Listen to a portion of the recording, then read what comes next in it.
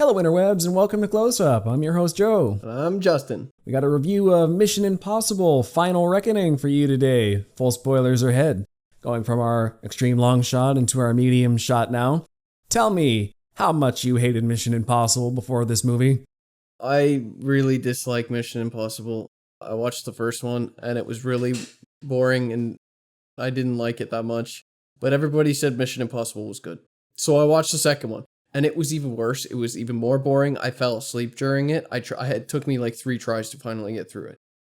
So I never picked up another Mission Impossible until my girlfriend was like, I want to go see the last one. And I was like, well, it's part 1, part 2. So I guess I have to watch part 1.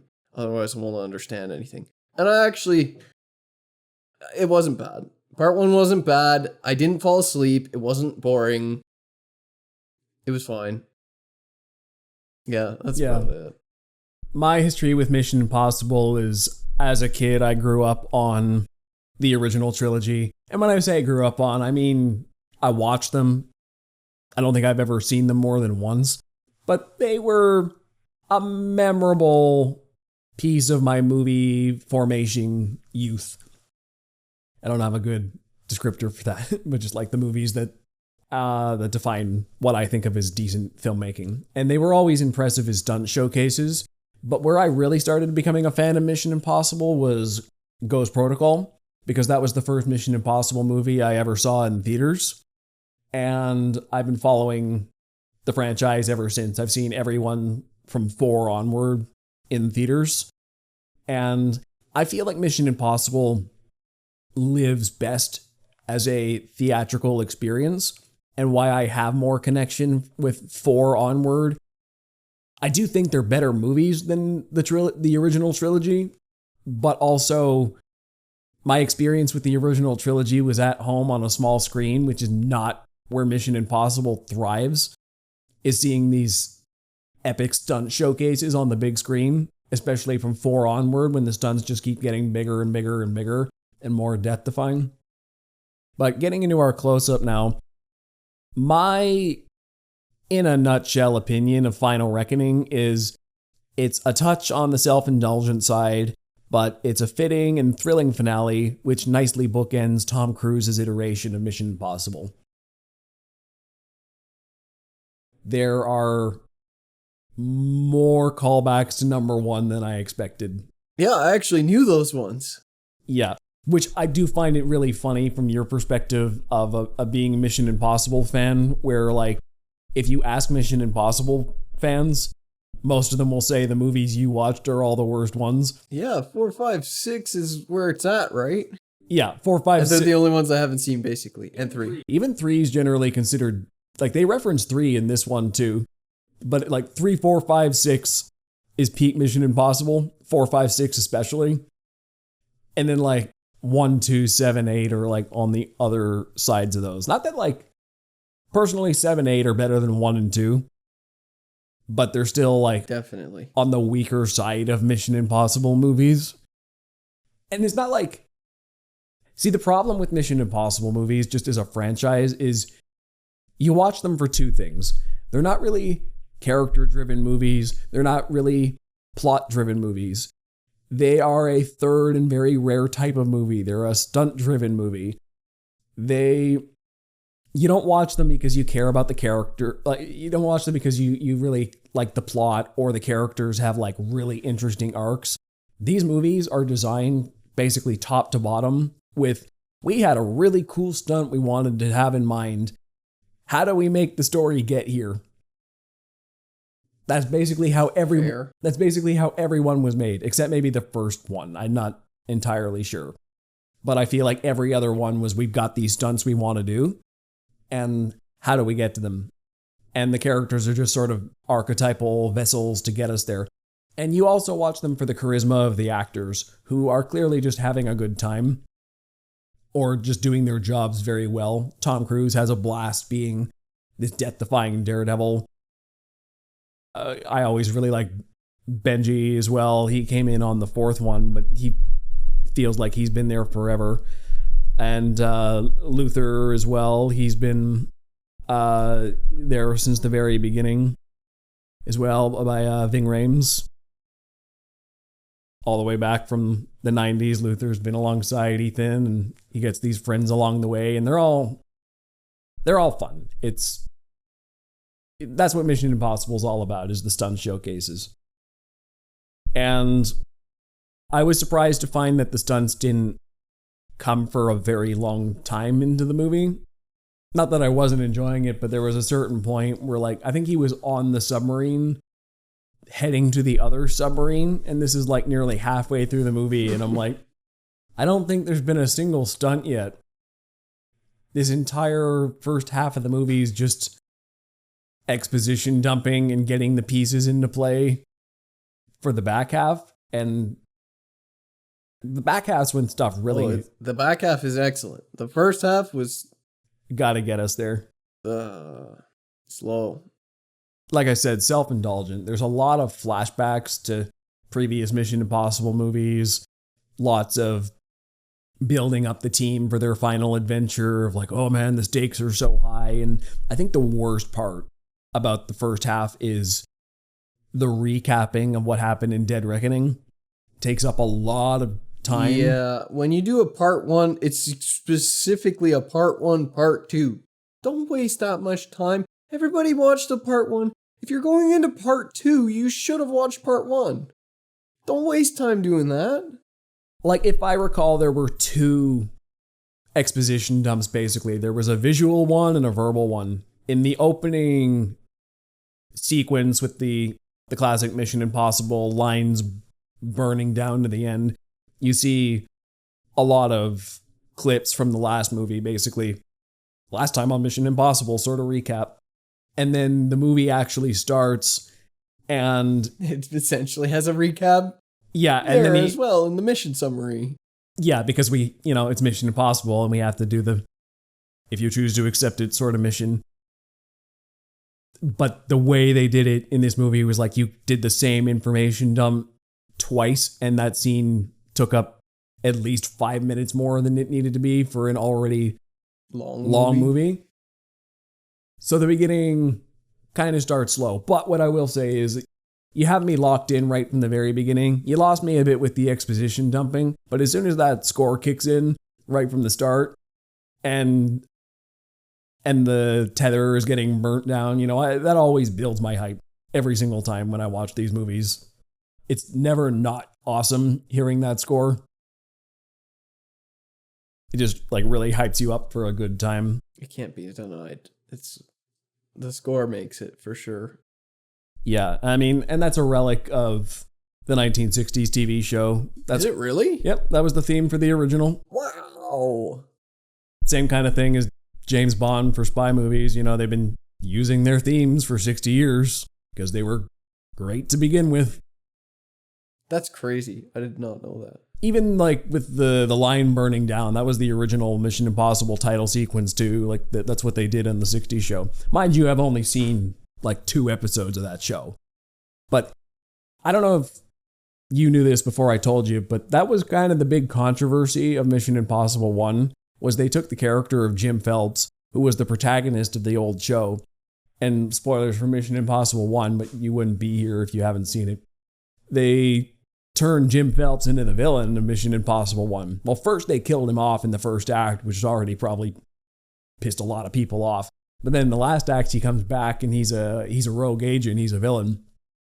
And people were, even the original actor who played Jim Phelps, I believe I read somewhere that he was considered for the role in the movie, but he didn't want to do it because they're like, you turned my character into a bad guy. That's not who this character was to me. It's not what he represents. And basically, from movie 1, all original Mission Impossible fans wrote off the Tom Cruise version. You don't really find fans of both the original series and the movies. More people are familiar with the movies, though, so I'd say they won in the term of cultural awareness, but that is a brief history on the schism of the Mission Impossible fan base. There's the TV fans and the movie fans. I didn't even know there was a TV show. So, well, because most of the people who watched it are your grandparents' age or older. I think fair. Leonard Nimoy was on it for a stint. He was one of the main cast for a while, or a recurring character. but he's the only one I can name off the top of my head who was like a big name on that show. But I don't, like I said, I've only seen like a few episodes of it. But going back to Jim Phelps, what I like about my entire point in all that spiel is to say that they revealed the character of Brinks to be Jim Phelps' son, who, and I really like that because Brinks is kind of a jerk, but he is a good guy. He is a good agent. And I feel like 30 years late, that's sort of an apology to original Mission Impossible fans who are like, okay, we turned Jim Phelps into a bad guy, but his son's good. His legacy in this world carries on for good reasons. And that's like, okay, so maybe rest a little bit easier about our legacy of the original show. That's how I took it with that twist, which I appreciated, just knowing about that schism. I'm like, I don't know how many people will really care, but I think that's nice that they called back to Ethan's original mentor and the original show just in general.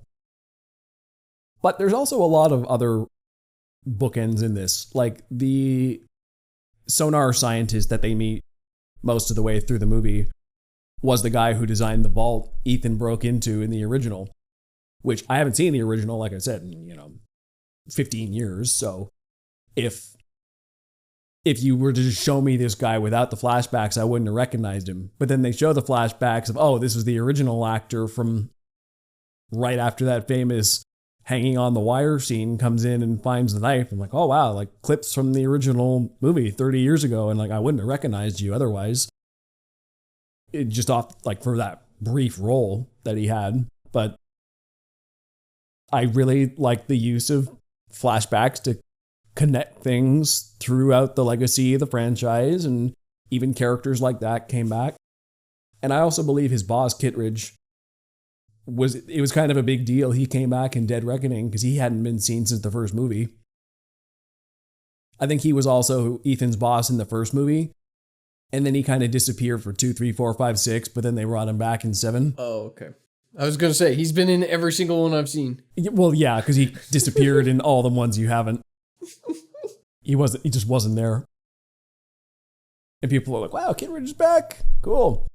So you have him in here too. He's an original. You have Ethan. You have that guy from the vault and Luther as well, which, for setting up stakes, they had to kill Luther third of the way into this movie, which sucks because fan favorite. But yeah, I mean, I guess they figured if you're gonna try to set up this story has any stakes, you kill off an original. And even like nearly killing Benji at the end there was also like, oh man, this is like the guy who's been there the second longest. Like, we don't care as much about people like, okay, like Paris and Grace were just introduced in the last movie. So we're like, okay, you could kill them off, but also we're not really it wouldn't work. Super attached to them. Like, at least what's her name? Rebecca Ferguson's character in Dead Reckoning. I don't remember her character's name in the movie, but like at least she'd been around for a couple of movies. She'd been around since number 5. It's like, okay, fine. This is like the third movie and this is like her trilogy end and she died in that one. Okay. But this one was the last one, so you needed to kill an original. I'm shocked Ethan Hunt made it to the end. I thought for sure he was done. I mean, he did. I think he died in the middle after the submarine stunt. Well, technically, yes, yeah. But like, he got preserved and revived after the decompression. And I'm like, okay, you killed him halfway through the movie. Movie got its cake and ate it too. So, do you want to talk about the stunts now? I just wanted to double back a second, talk about Luther, which I thought his death scene was good, but I was disappointed that they kind of glossed over it very quickly afterwards.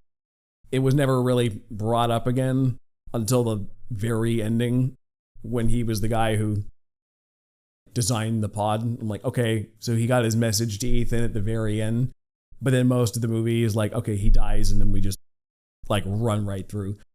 which I understand it's like the world's ending and we don't have time to really mourn or reflect on this. But it was just like, it could have hit a little bit harder right after for one of the originals. But yeah, let's get into the stunts now, which really there's two main ones to talk about here. There's the submarine one and the plane one. Which do you feel like addressing? Well, I was on the edge of my seat the entire submarine section. That was very intense. That whole segment, the whole scene, it built the tension slowly. It set up, it gave you the little bit of foreshadowing with stuff, and it built tension through the entire scene till like stuff hits the fan, and it's just absolutely like, for sure, it was incredibly tense. I think that whole sequence was extremely well done. Like, extremely well done. I'm not sure how practical it was in terms of effects work when he's leaving the one submarine and bouncing off the other one. I'm not sure how they got that all, like, it looked great. But I do know that for the actual part where he's in the crashed submarine, they built a 1,000-ton gimbal rig to flip this tank over, and it could pivot at different angles. I read that it took them 2 years to build the set. Holy cow. And 15 days alone just to fill it with water. There's a lot of water in that scene. Yeah. Which, this is what Mission Impossible does. It goes above and beyond, and if you want an underwater scene, you do it right. And I also saw that Christopher McQuarrie apparently directed Tom Cruise from within the tank, because apparently they had some distaste for how they handled the scene in Rogue Nation where he was holding his breath underwater for 6 minutes, because Christopher McQuarrie directed it from afar. Like, there were cameras in the water to see what Tom Cruise was doing, and he's like, I'm just directing him based on what I can see. But he was like, no, for this one, I want to be in the environment and direct him based on what I can see, not just what I'm seeing off a camera of this thing. Which I think made the scene definitely, it was great. Whatever, him just being in that environment and getting the feel for it, it comes through better. That's for sure. And I really liked the stunt in Rogue Nation as well. They did really well the first time, but they topped themselves here. And I think it was also the same article which mentioned that in this stunt, the missiles were heavy because it said that if the missiles were too light, it would have been obvious. You could tell. Yeah. So when the torpedoes are falling on him, it could have crushed him if he was at the wrong position, if he missed his mark. And the stunt coordinator was like, some of these scenes look like he's actually drowning. I don't know if he's acting or actually drowning. And apparently he stepped in, and Tom Cruise was like, what the heck, man? You ruined my take. He's like, oh, sorry, I thought you were drowning. It's like, no, leave it. We got signals for when I'm actually in trouble. Which, yeah, it was a very dangerous thing altogether. They are under actual water and in a moving environment with missiles that could crush you. Yeah, and it looked fantastic.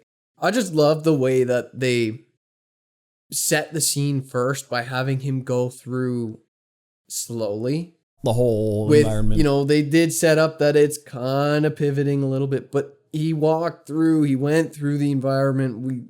We saw him do it really slowly, really carefully. Yes. So you kind of knew everything that was coming when it came to the big action sequence. Everything was set already. The pieces were all set up. It was great. Yeah, definitely. I also love the visual style of it, even just the slow descent down to the water when he's shooting the flares off. I thought it was gorgeous to look at. Yeah, that was really cool. I'm like, wow, these underwater scenes, like they feel deep and dark, and most of the light is lit diegetically with the flares, or at least that's the way they're making it seem like. Well, and I like how essentially he only said two words the entire part, from the second he left the submarine to getting out of the ice. He said 2 words, and it was the torpedo tube. Right. That was it. And that was the only thing that I had in that scene. I thought that kind of took me out of it, but at the same time, I wouldn't have known what his plan was without that dialogue. That felt like that was added later. Because that the whole time he didn't say a single word. You reminded me earlier of the interesting fact about the torpedo tube, having watched Dead Reckoning a little more recently than I did. Yeah. So when he opened the first one, he's like, "Oh man, there's a torpedo in there."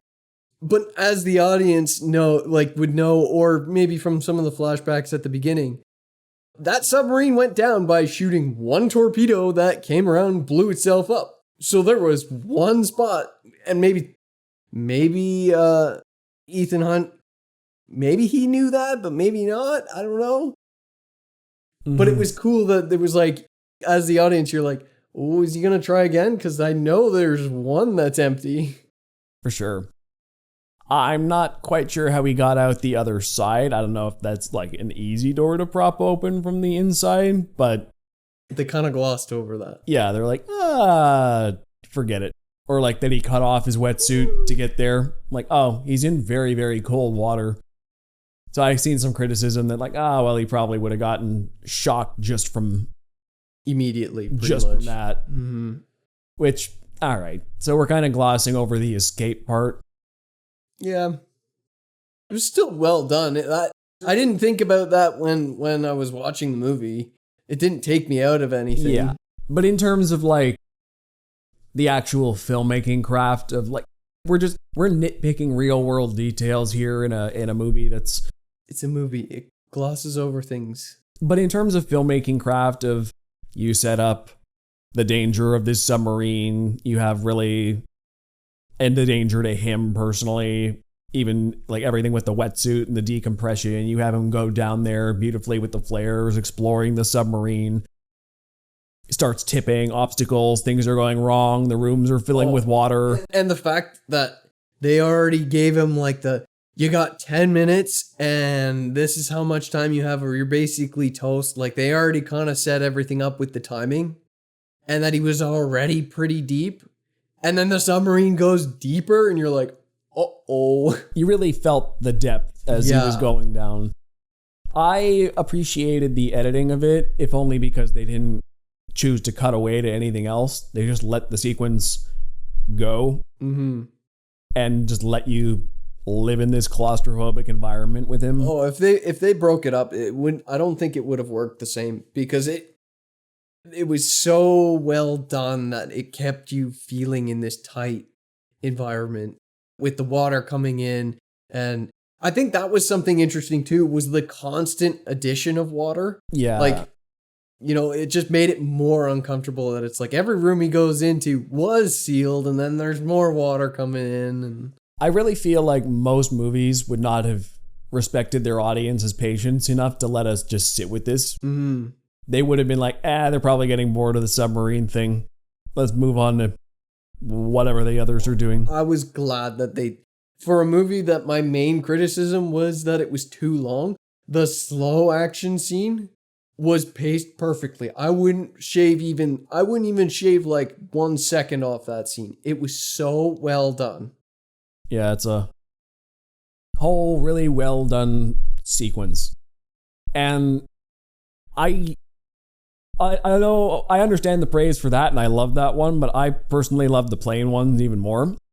If only because, not that the fact that it was the submarine set was not dangerous, But there's a part of me that's like, well, I can still feel like this is a set, and the fact that like you're setting up this kind of illusion of being really deep underwater. There's still a part of me that's like, okay, well, I know he's in a tank and it is dangerous, but I know he's not like actually that deep underwater. See, I think that's where our experiences with Mission Impossible make it different, because I'm approaching it as a movie, not a stunt showcase. Yeah, but when I watched the plane sequence, I'm like, okay, the long shots and the plane, I'm like, I know he's really that high up and doing death-defying stunts in the air. I'm like, I guess altitude's the name of the game in this one. You're like really far below the sea surface. You're really high above and biplanes.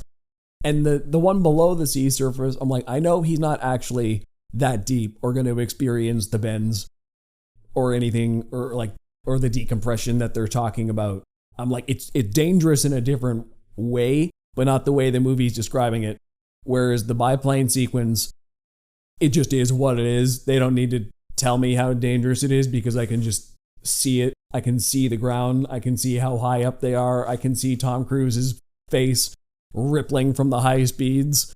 My favorite shot in the plane sequence is when the plane's getting flipped over and he's about to fall off it. He's trying to get his grip. But then when the plane is doing a barrel roll, gravity kind of stops right in the middle of the wing, and he gets a second. Cool. Okay, I have a second to like floating and falling in the middle of the biplane wing here to recompose myself. Well, and after that point, he started taking advantage more of that gravity effect. Yeah, he was thinking about it a little bit more, which I thought was really cool. And then he used that against him by forcing the rudder on the wing basically to move or not move. Yeah, he was starting to control his environment a little bit more, which I still think it's pretty crazy. He's got to climb up to the one plane, knock the pilot out, Indiana Jones style, get in the cockpit, get onto a different plane after that. The whole like back half of the movie felt really Indiana Jones to me. For sure. And maybe that's why I had a better time with it, maybe, but I can definitely see the plane sequence being like something out of Indiana Jones, for sure. The punches. Did they even use the same sound effect? Am I misremembering that? Maybe. I don't know. It seemed like an Indiana Jones classic move. Like, holy. I definitely thought of Indiana Jones when he punched the pilot out. And even the last sequence where they went to kind of felt like an old temple. And that's true. Just, and with like the crew following him, like it just, I was like, there was a point during the movie that I was like, this feels like I'm watching Indiana Jones. Yeah, and I think that's one reason Mission Impossible, well, I'll double back to what I was going to say before. But the reason Mission Impossible 8 started feeling like that for you, I think the other ones spread their stunts more throughout. Like most of the movies aren't so front-loaded with stuff, and then like the action only kicks up halfway through. A lot of them start with a big action stunt showcase, and then like maybe one in the middle, one in the third act. There's like usually 2 or 3, and they're spread out. This one was like, this movie was front-loaded with exposition and then saved all the really cool stuff for the back half, for the midpoint in the back half, which, they're making us wait for it a little bit more, but that's why I can see it being a bit more controversial, because it's more dialogue-based, and we're here for the stunts. Where's the stunts? I got a question about stunts. Yeah. This might be a little off topic. All right. Was the train sequence in the last one a stunt? Like the climb up? Or was that just... I don't know about the climb up, but I know like part of the entry was him riding the motorcycle off the cliff and parachuting. Yeah, that was a big stunt. That was a stunt.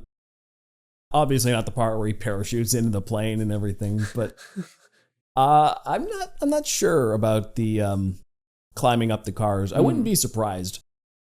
Not that like the cars were hanging over a cliff, but there probably was like basically a vertical set piece. There probably was. Mission Impossible has built its reputation in the last 15 years specifically. Not so much the original trilogy, but from 4 on, they're very much known for these things are happening in some version of reality. Even if, once again, it's not like I know he's not at the seafloor doing this. He is still doing this, and there is an element of real danger involved. Mm-hmm. So I would not be surprised, not knowing 100% that it was a real train set car and they're working up vertically with like things dropping on them or whatever to add some danger. Because that sequence looked really good in that one. I thought that was... Yeah. I mean... It is a franchise known for its practical effects work. Like, there are special effects, obviously, but when you see a stunt done in these... They're usually practical. They're usually done for real to some extent. Which is, once again, like the plane sequence, it blows me away. I see that and I'm like, this, I've seen 100 years worth of movies, but that plane sequence in particular is like, this is one of the best stunt showcases I've ever seen in my life. Just getting in the plane and getting the plane wings smashed by the other plane, and he's got to get in the other one and ride in the zero gravity between the wings and then do the flaming parachute jump out. See, to the ground. That changes my opinion of that scene, because when I came out of the movie, I thought that scene could have been shorter. It seemed fairly long. Yeah. But now that you're telling me that it was done for real, it kind of makes sense why things took so long. Yeah. Because he really is climbing more up. Realistic, I guess. Because those planes are moving at really high speeds, and like, yeah, in most movies it would take him a shorter amount of time to climb up to the cockpits or whatever. But the planes are moving at really high speeds, and he actually has to fight the wind and climb up. Like, he actually, I read Tom Cruise passed out multiple times doing that scene. Okay, so I forgive it for being a little bit long then. Yeah, and he also did the flaming parachute jumps, which apparently he set a Guinness World Record for. Although, wherever I read that joke that it was like, I don't know how many other people were doing this to start. He might be the only contender, but I think he did that jump 16 times or something crazy. Where it was the parachute catches on fire, he falls for a bit, and then he ejects the safety chute. Speaking of that scene, I loved that the bad guy, I don't remember what his name was. I loved that, like the whole movie and the last one, he's just going hardcore, like villain, like straight to the bone villain. He was awesome. I loved him in both of these movies. Yeah, he's good. And it was so satisfying having him like, I'm getting away. Boom. I was like, oh, that was a satisfying end for him there. That was pretty cool. He's so close. Only one of us has a parachute. Okay. He's done. He hit the back of the wing, right? Yeah. I watched it like 2 weeks ago. Oh, yeah. Okay. Yeah. Yeah. And like literally instantly, he's like, bye-bye, boom, cracks his head open, and you're like, oh. That's one of the funniest villain tries to escape scenes I've ever seen. It was great. Yeah. Especially that it played into the fact that, like, how dangerous the stunt really would have been for Tom Cruise. Like, not, but like Ethan Hunt's character. It could have been him. It was, it really played into the danger. Even going back to something like the submarine, like the very close calls he had in this movie. And then it's like, okay, the bad guy is going to get away. Whack. Like, it was just like that. It was that easy. One mistake and he was dead. Yeah. And he was thinking, and he was this was his plan, was to do that. That's true. He was like, I got a parachute, I'm going to get away. And one slip up, he was dead. Definitely. Now, my one criticism of the scene has more to do for plot purposes, where I'm like, so did this pod have Wi-Fi or something? I thought they might need to get it to the physical location to make it work, but he plugs it in. As far as I understood, as he's parachuting down. The way I think they changed it from the first, like part one made it sound like it was on the internet, part 2 made it sound like it was that drive was it's the AI's home base, essentially. It was relaying itself out from there in a way. So whatever that drive's technology was basically gave it connection wherever it needed to go. I guess so. If it could transmit from the bottom of the sea, it could transmit from wherever, basically. I guess so. I guess when I was watching it, I was more under the understanding that like the thing's brain lived in there, but when they removed it from the ship, I'm like, okay, I guess the connection's broken and it's just living in this like off the grid box now. But then he plugged the virus back into it and it did exactly what they wanted it to. I'm like, oh, I didn't realize this thing was connected still. Okay, that's convenient. But also, as you're saying, it was set up kind of. It wouldn't make sense if they took it. Then the movie would have ended after the submarine scene. All you had to do was get it out. Okay, it's done. We got it in the drive. To be fair, they did set it up that even if they got it out of the submarine, it's everywhere now. Yeah. That was just the original source code that was in that thing. Yeah. That they could build a virus based off of. So, like, I do disagree that it would have ended it because it already did spread. They didn't need it. I guess so. Yeah, that's fair. I was just under the impression that they made it sound like that drive was kind of its home base, which is why it was trying to transfer to that vault or whatever. Right. Yeah. Yeah, I mean, in terms of that villain, the entity sort of takes a backseat in this movie compared to the last one. It feels like an ongoing threat. But besides that one scene where it comes to Ethan in the box, which was a threatening scene, but also I'm like, is it a mind reader now? I don't understand its powers when it's like projecting images into his mind and reading. They kind of set that up in the first movie where it was like, yeah, you know, it can see the future. It's written. It's, you know, they kind of went with that already, that it knows exactly what everyone's going to do. But then they really leaned in on it in this one where it was like, yeah, it knows everything. It knows what you're going to do. Yeah, that's really the only scene we really had with it in this one, though. Yeah. Otherwise, what's his name? Was it Gabriel? Gabriel, that's it. Yep. Otherwise, Gabriel was the stand-in villain for this. Which I did think it was kind of a funny expositional thing afterwards where they're like, yeah, he failed the entity in the first one, so he's a free agent now. And he's trying to control the entity this time. Yeah, that was interesting. And I also liked how nobody else knew what to do with it. All the government people were like, okay, we kind of want to control it. And nobody wants to shut down their armaments when they had the chance. Before the entity takes everything up, the only smart play was to shut the armaments, but everyone's paranoia was stopping them from doing that. So the entity got control of the world's nuclear weapons because of that. It's just this level of nobody can trust each other. I'd say the main theme of this movie was paranoia. And that's nearly what led to humanity's downfall, was because nobody was like, we all see the threat in front of us, and the only play is to shut down our arsenal. And nobody will do it. But they're like, well, if we shut down our arsenal, what if the entity fires on us first? Then we'll be defenseless. Or what if our enemies, who still have control, fire on us because we're defenseless? Everyone needs to do it, but nobody trusts that everyone's going to do it.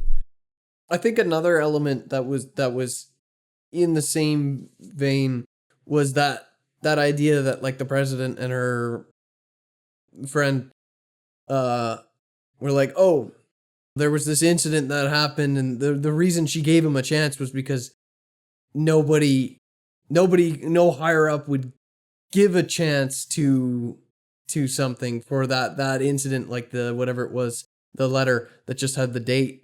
Yeah. I don't remember what that was about now. I remember it happening. Essentially, the president and the big ship, the aircraft carrier commander, both had an event that happened on the date or whatever, where the higher ups refused to act when they needed to.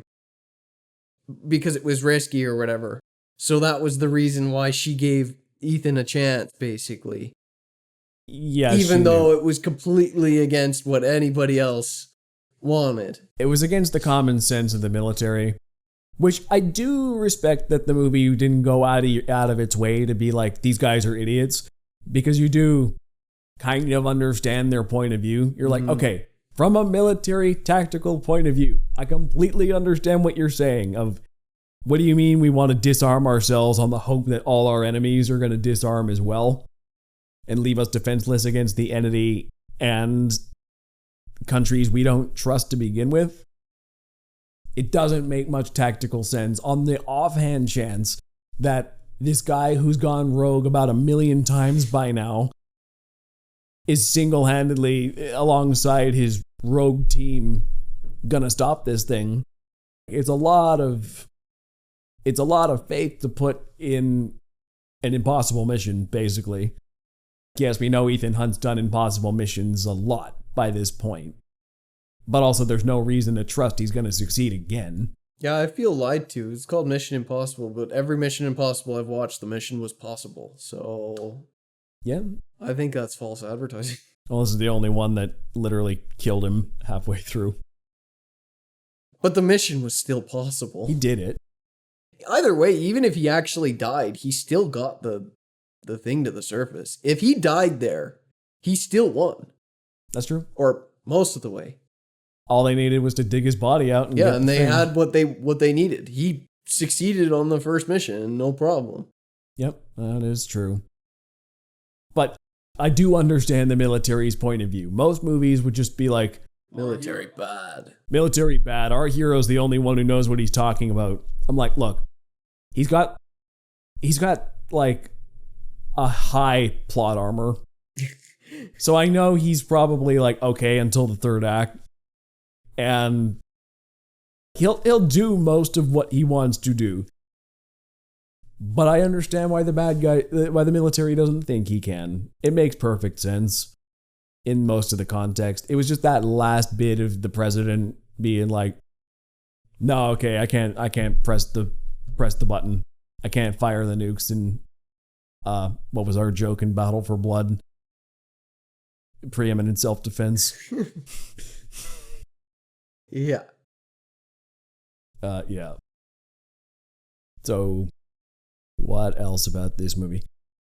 Yeah, I think another thing besides the paranoia was it hammered home the idea of individuality is an integral human trait. You have these collective bodies like the military who are all pushing an agenda that's not really in anybody's best interest, even though it sounds good on paper. But it's like the rogue agents like Ethan Hunt who are independent and capable. They're the ones who drive the most necessary change. It's about the importance of individuals with skill to just do the things they can do. And that's how the world gets saved. It's not the governing bodies or groups of decision makers that are just going to get bogged down in tedious debates. It's like individuals take the action that... You're right. There were actually lots of individuals who made moves. Yeah. Like the aircraft carrier woman, the guy in the main submarine. Yep.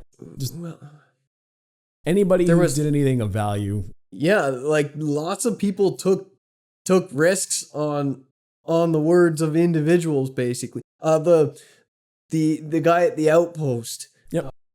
You know, he didn't have to run back into the fire. Even the president herself made individual moves. She made a call at the end. You're right. It was a lot of people in collectives that made individual moves that would go against what the collective thought was a good idea. Yeah. And that's what saved everybody in the end. Which I think there was a line. It was either a line or just something I had an idea I had highlighted in my notes here. which is the sum of infinite choices makes us and changes the future. I think that may have been a line in the movie. But it's all these individuals making choices, and it's the sum of those choices that is whatever tomorrow is, basically. So it's kind of hammering home the be an individual, do what you do best, make choices, which is good. Good message. I agree with that. So this is the last one, right? Allegedly. Because I don't think they could go much higher than the whole world's gonna about to launch all their nukes and destroy all human population. Well, what I believe is probably going to happen is this will be the last one with Tom Cruise and Christopher McQuarrie directing it. The thing about Mission Impossible is this is kind of a thing going back to the original series, but also kind of in the original movie as well, is that you kind of have a protagonist like Jim Phelps or Ethan Hunt, and it's all about them picking their teams and going on missions. Like in the original, Ethan Hunt was just part of Jim Phelps' team, and then he kind of spun off and became the main character. But it's not very difficult to imagine a world where we just follow a new protagonist who has the authority to make their own new team in the IMF. No, I can buy that, but like I was sitting there and it's like, okay, well, what if what's her name wants to Grace or yeah, Paris. It's like, well, but then you think about it and you're like, well, I'm pretty sure Tom Cruise is the only actor who's willing to who with a big enough name to pull the franchise. That's also and true. willing to do these stunts. Mission Impossible, like you've said before, it's nothing without its stunts. That's right? what it's known for. So who's going to take up that mantle that's got a big enough name that can continue to pull the franchise? I don't know if that's why I think this probably will be the last one. And like I said, Christopher McQuarrie is another big element to this as well, because there's been 8 Mission Impossible movies and he's done the last 4 of them. Mm. He's directed half the franchise as it's known today. So between him and Tom Cruise, they're the ones who kind of revitalized Mission Impossible and kept it relevant all these years. The only way to do it is pull a Marvel and do multiverse. No, that is not how you handle Mission Impossible. No, I just mean you got to strip back. Even if they do strip back, even if they go to smaller stuff, I don't know how they'll find an actor with a big enough name. Like that's kind of a one-off that Tom Cruise is like, yeah, I want to do crazy stunts and almost die every time. I mean, actors like going a little bit older, like Harrison Ford likes doing a lot of his own stuff too, but like not to the same extent. There are actors out there who will do it, but are they, as you said, the kind who can carry their own franchise? Yeah, that's the thing. You need a big name to carry the franchise. You can't use an unknown. I don't think an unknown can pull a franchise as big as Mission Impossible. Yeah, that's the only way forward is a soft reboot or a full-on reboot at this point. Well, like they can bring a new character in, but it's the actor, that's the personality of the actor that's going to do it. Yeah. And I just don't know who's out there who will actually be interested in doing these types of stunts. Unless you've got like Tom Holland wants to do crazy stunts. I don't know. I don't even know if he could pull a franchise like this. No, I was thinking about Tom Holland and I'm like, he did the Uncharted movie and that was like some stunt work in that, but mostly barely. Like CGI and yeah. So you either compromise the character of the franchise by making it more CGI heavy effects work stunt, which is like, and that's not what it's known for at this point. It's known as the practical stunt showcase franchise. And Uncharted was the movie was none of the stunts were that impressive. No. They didn't feel that good, and that's probably because there was no practical work on it. Now, I know somebody like Tom Holland, he's an acrobat. He's got a great physicality about him. There's a lot of stuff he can do. when given the opportunity. But Tom Cruise is such a versatile stunt performer because he can do the submarine scenes, he can do the plane scenes, he can hang off the side of the Burj Khalifa, he can hold his breath underwater for 6 minutes like he did in Rogue Nation, he can take injuries on set like in Fallout when he broke his foot jumping between buildings. He can do something like the wire stunt from the first one, smaller scale. He can ride the motorcycles, he can drive the cars, he can fly fighter jets and planes like he does in Top Gun. And it's actually believable. He does all of it. Like the way he plays the character, you believe that he can do these things. And he does do them. Yeah. In real life, he does all these things. And that's the thing is, I can't think of another actor who you could believably do that with a big enough name to pull the franchise and do the stunt work. Yeah. That's why I really do think this might be the last one. Even though big franchises never want to die out, I don't know if anybody's going to be willing to put the money down and be like, okay, we're going to do Mission Impossible, but without the stunts. I just don't think that Mission Impossible fans will go for that. I think at this point, one of the only ways to do it is strip it back down to kind of the original TV show or Mission Impossible 1, where it's low stakes. Like Mission Impossible 1, the biggest stunt is him hanging off a wire and he can't touch the floor. They built up crazy, obviously, over the last 30 years, but going back to more that original spy-focused thing where it's like, okay, there's like the face masks and secret identities and actually infiltrating bad guys and like bring it back more to classic spy fare with a stunt flavoring. I don't think movie audience, like you're going to lose a lot of people, but that's kind of the only way I can see to move forward. That's the thing is, if Mission Impossible fans don't like the first two, and I very much do not like the first two, do we want to go back to that? Yeah, I feel like there may be 3 subsets of Mission Impossible fans. There's like the classic TV show fans, there's like fans of the original trilogy, and then there's fans of 4 onward. Stunts. Yeah, which is me. I'm a fan of 4 onward. But you see, the problem is more grounded stuff. You're getting into like James Bond or Jason Bourne territory. But like James Bond is infinitely redoable because the character has a very set defining features and personality traits, and somebody like Daniel Craig can do like the parkour in Casino Royale and like the you do the hand-to-hand fist fights and like, yeah, that's really cool. Other guys like Sean Connery, I don't think were really doing their own stunts in the 60s. Like you can have more badass actors to take on the role, but it still feels like James Bond at the end of the day. You're not recasting Ethan Hunt. No. Ethan Hunt's not the kind of character. Once again, the plot has never really been the main thing. Ethan Hunt isn't a character with enough depth that you even kind of want to redo him. It's just no, there's no point. It's Tom Cruise's charisma on screen, pure and simple. That's all Ethan Hunt is. And that's why I think this is going to show the weakness of the franchise as being a mega franchise. Yeah. Is that it's not plot driven. Nobody watches these movies for the plot. Yeah. I mean, maybe I do, but... And you've already done all the coolest stunts in 8 movies. Yeah. It took you 30 years and 8 movies, and this is it.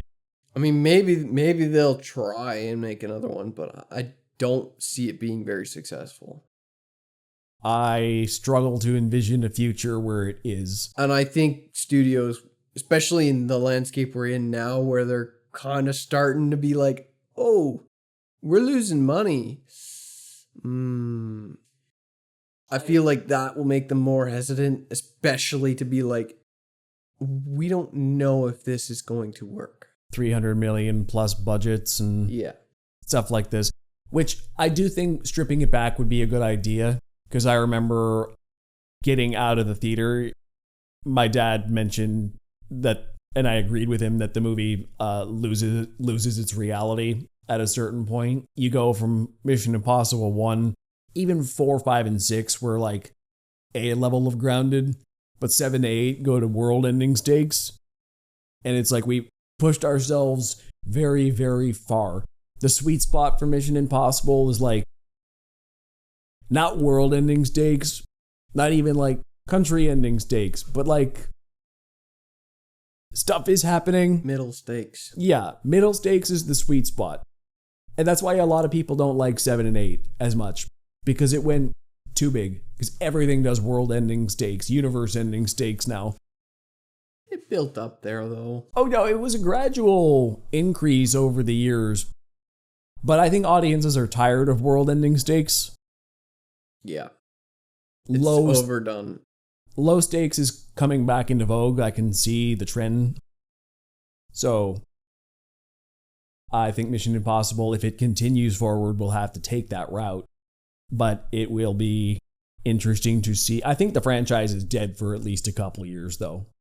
I give it no more than 5 years minimum. It's probably dead right now. And I don't know how. And that's like 5 years till they start developing the next one. And I can see a world where Tom Cruise stays on to produce this franchise, but oh, he's gonna come back at 70 and do another one. That's not gonna be that long from now, is the thing. That's what I mean. He's already like 64 or 5 or something. He's in his 60s already. So 62. Oh, is he 62? So when you say come back in his 70s to do it, I'm like, that's 8 years away. And you're like, wait. Give it a 5-year gap before we make another one. He's going to be almost 70. I bet you that's what it'll do. He's probably going to get bored in 8 years and be like, I'm still alive. I think he's working on Top Gun 3 next. Yeah, I'll work on Top Gun 3. And then he'll be bored. And then like in 10 years, he'll do one more Mission Impossible in his 70s. And yeah, they wouldn't let me do that many stunts on Top Gun 3. I wanted to do more death-defying stunts. You're almost 70, man. Flying the fighter jet was enough. I wanted to ride it on the outside. They wouldn't let me. Listen, I bought Fast and the Furious so that I can send Mission Impossible to space. Yeah. We're going to combine the two like long-running franchises into one and send Ethan Hunt to space with the Fast and Furious crew. Mission Impossible is it's just so weird as a movie franchise. I can't think of very many franchises that have lasted this long with the same core cast of characters. Like Ving Rhames and Tom Cruise have been doing these movies since the mid-90s.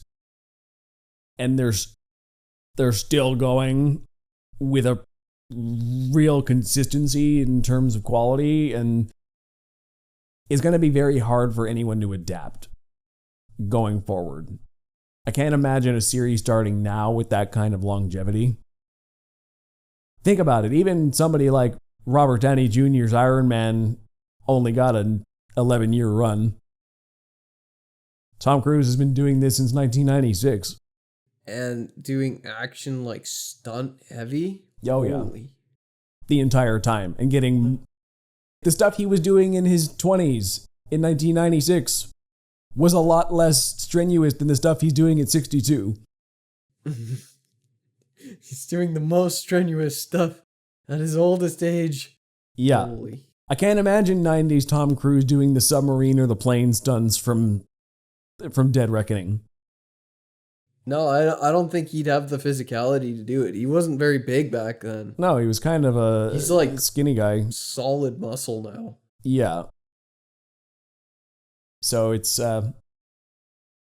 it's definitely a weird one. They're going to have troubles. But I'm glad Dead Reckoning was like I said, it's a bit self-indulgent, lots of flashbacks and stuff, which I enjoy to an extent, and lots of exposition dumping, but it's enjoyable. As a movie, just as like hey, let's see a good stunt movie. It's a good bookend to Mission Impossible and whatever they do going forward. I don't really care. They wrapped up the stories of the people I cared about and entertained me in the process. So, well, what do you give it? I think I'm gonna have to stick with my middle of the road rating and say it's worth a watch. The difference I find between worth a watch and my next one up, pretty darn good, is an element of rewatchability. I'm glad I saw this. I was this is kind of like a high scale worth a watch, because I'm like, there are parts I would rewatch, but I don't know if I'd want to sit down and rewatch the entire movie again. Not anytime soon, anyway.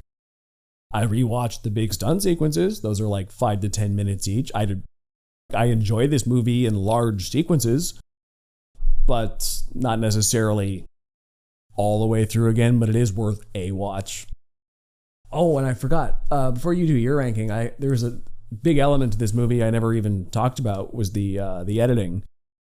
I don't know if you caught I really love what they did with match cutting between scenes, where there's like exposition dumps happening, and like Tom Cruise is doing an exposition dump to his crew, and then there's like another scene happening as well. But the way it's cut and framed, it's like, okay, he's talking to you, like I'm talking to you, but when we cut back to where you, like, my eye line's going this way, but when we cut to you, the eye lines are staying the same, but it's a whole different group, and the conversation keeps flowing.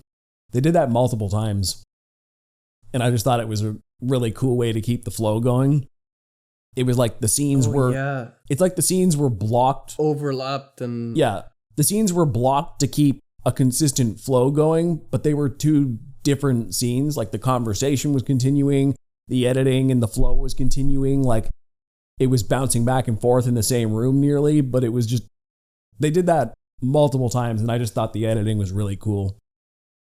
Just different. Clever match cutting there. But yeah, that was my last thought. What's your... Well, I'm going to give it a good. Because you know what? I think it's definitely worth watching, and something like the submarine scene and the plane scene, but mostly the submarine scene. I really love that scene. Mm-hmm. I think that's a must-watch scene, and the rest of the movie is pretty middle of the road. It's good enough.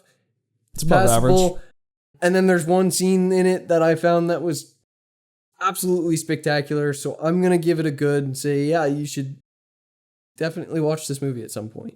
It's almost tipping to mid-tier garbage, but definitely in the good zone. Well, you're basically where I'm at then, because my worth a watch is middle of the road, but like I said, it was nearly on like my good. So you're like, we're both in the middle, but you're on the plus side of it, and I'm more on the less side of it, of the middle of the road. See, when I do mid-tier garbage, it's more like, that's a scale. It's fairly average. You know, there's nothing that's that stand out about this that is not going to be another form of content. Like, you're not going to see... Mid-tier garbage is like, you'll see this in another movie. You'll see this in something else. Or maybe it won't be identical. But it's pretty average, you know. Yeah. This, I think, did... That's why especially the submarine scene stands out for me, because I think it did something that's very unique. Yeah. And you're not just going to see that done in another movie. Even if it's done in another movie, I don't think it will be done as well, because I thought that scene was done so well. 100%. Which is why I firmly put it in the good category, because it's got something unique to a movie that I think should be watched and I think is very well done. Good point. And yeah, if you've got one scene that's good, but the rest of the movie's bad, that's not gonna buy you a good. If you've only got one good scene, if the rest of the movie is well enough to support a really spectacularly well done scene, that's a good. But the rest of the movie has to hold up as well. Maybe we should do a follow-up episode where I rewatch the first 6 or 7 and you catch up on the rest, and maybe we could do a retrospective. Well, maybe. This one sold me. I'm going to watch the rest of them, because I was stubborn before, and I was like, 1 and 2 left me with a really bad taste. I was like, I do not care for Mission Impossible. this one showed me that maybe there's something to it. I think I'm gonna once give them again, a try. 1 and 2, once again, are like, they feel the most distinctly different. J.J. Abrams pushed 3 in a more action-heavy direction that feels a little bit more akin to what you're getting now. And then 4, 5, 6, 7, and 8 are like, if you don't like it by 4, then I might as well dip out. I see. Basically, if you don't like 4, forget about 5, 6, and 7. Well, I liked 7 Like enough. if you like 7 was a mid-tier garbage. Yeah, if you didn't mind 7 and you liked 8, I think you'll like 4, 5, and 6.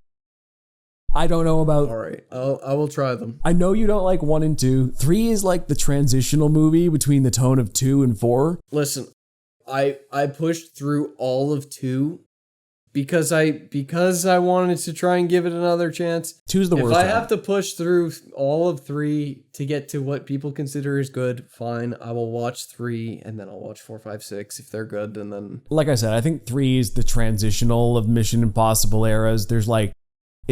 It kind of feels like 1 and 2. It also starts feeling like the later ones in some parts. But then 4 on is just... Okay, I will promise the audience that I won't just watch 3 and quit, even if 3 is bad, because they might be like, 3 is bad too, you have to start at 4. I will push through 3, even if it's bad, and I will watch 4 I still say at least. Peak Mission Impossible. Kind of forget the first trilogy exists. Peak Mission Impossible is 4, 5, 6.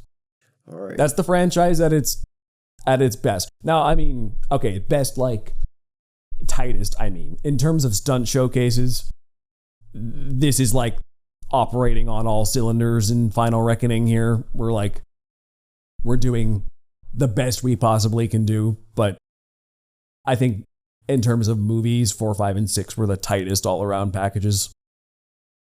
Anyway, where can we find you? That's Mission Impossible, Final Reckoning. You can find me on Instagram at jchurchtpm. And you can find me on Instagram at ThoughtPlane Media, and check out thoughtplane.ca for everything else we do. There's hundreds of posts there for free, and you can donate $1 or $2 there if you like our work and you're feeling generous. We hope to see you on the next Close Up with Ryan and Joe and Justin. Till next time. Take care.